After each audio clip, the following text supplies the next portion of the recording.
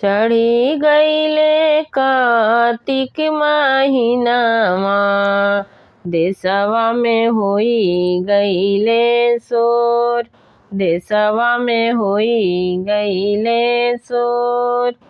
कहेले महादेव अपना गौरा से, कर गौरा छठा मनलाय, कर गौरा छठा मनलाय। चढ़ी गईले कार्तिक महीनावा, देशवा में होई गईले शोर, देशवा में होई गईले शोर।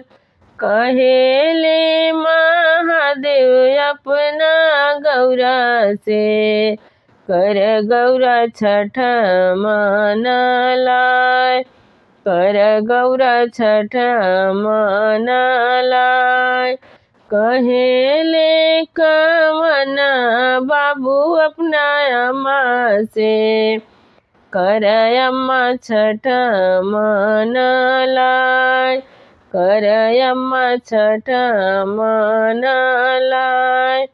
नहीं जानू छठी के बरतिया, कैसे अर्घ दिया, कैसे अर्घ दिया।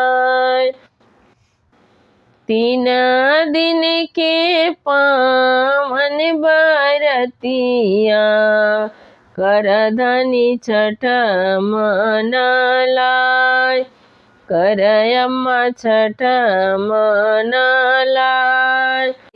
दीना भूखिया साझावतिया, दूसरे दिन चलिहा छठी घाट। एक दिन भूखिया साझावतिया, दूसरे दिन चलिहा छठी घाट। साँझ के दिहा रगिया, भोरे मंगिहा आशीष, भोरे मंगिहा आशीष। 5 पुत्र एक धियावा, धियावा मंगिहा जरूर, धियावा मंगिहा जरूर। काई होई है 5